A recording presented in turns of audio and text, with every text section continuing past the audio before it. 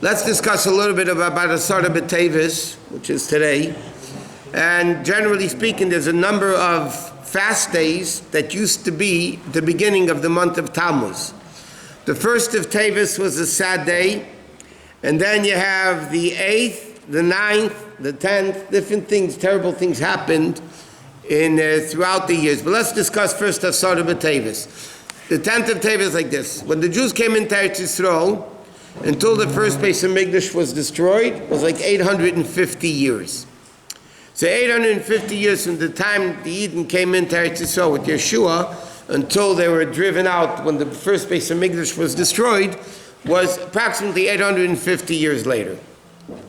It took Shlomo Melech, I think it was 440 years until from the time they came in, Shlomo Melech built the Bais Din 440 years after they came into Eretz Yisrael. The Rambam in Hilchos Beis Abchina makes the cheshbon of exactly how long the Mishkan stood and how long everything stood. Then the first Bais Din stood for 410 years. After 410 years, the first Bais Din was destroyed. But what led up to the first destruction of the first Bais Din?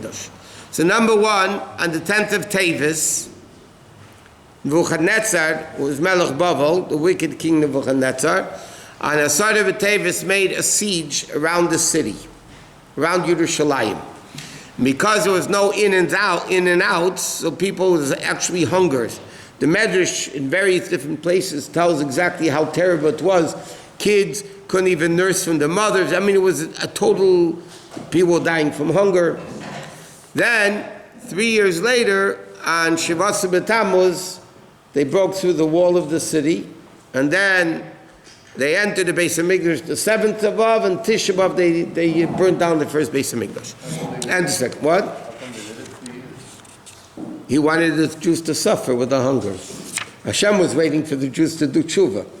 But, okay, now, what else happened in the month of Tevis is like this. In the Megillah we read that when it starts talking, Megillah says we start talking about Mordechai, so it says, Asher Hegla Yerushalayim, Im Agelasha, Im Yechonya Melech Yehuda. Asher Hegla Nebuchadnezzar Melech Bavel. Now what day in the Jewish calendar did Nebuchadnezzar throw him out of Eretz Yisrael when Mordechai went with him? That was on the 1st of Tevis. Okay? So the 1st of Tevis, but they didn't fast because it was Chodesh, whatever. But that happened on the 1st, okay? And, that's, 1 second. Now, what happened on the 8th day?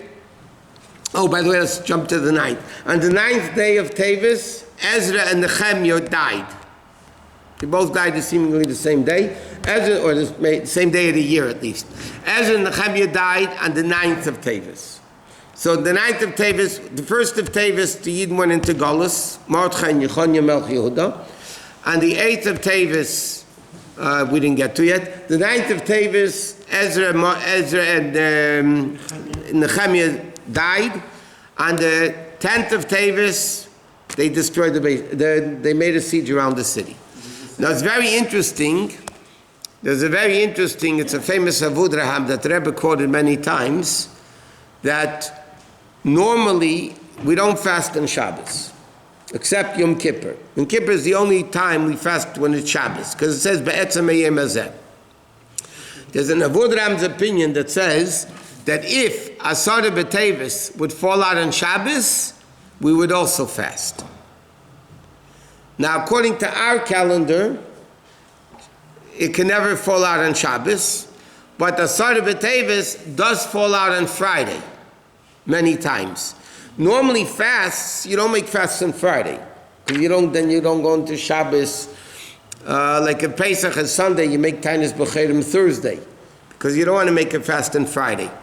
But Asar B'Tevis is so strict that we fast even on Friday. And Vaad Rabbonim writes, even if we'd be on Shabbos, we would also fast. Why? Because that was the beginning of the destruction of the Bais Din, and all beginnings are difficult.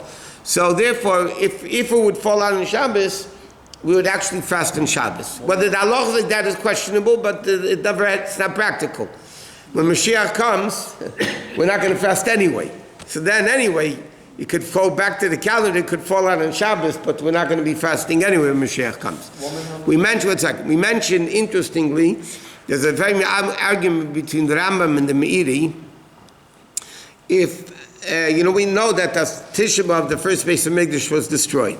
And the second Bais Hamikdash was destroyed, Tisha B'Av. The question is, did they fast on Tisha B'Av during the second Bais Hamikdash? The first Bais Hamikdash was destroyed. 70 years later, they built the second Bais Hamikdash.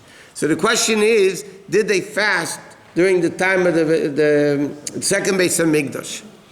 So it's interesting, there's a Rambam Pirush Mishnayos and Rosh Hashanah and Meiri, whether they actually, one opinion says they didn't fast, and one opinion says they did fast, because it was still commemorating the destruction of the first Bais Hamikdash. The second Bais Hamikdash was not as holy and great, it was missing 5 things. So many of the machlokes and the Rishonim, if they actually fasted on Tisha B'Av during the second Bais Hamikdash.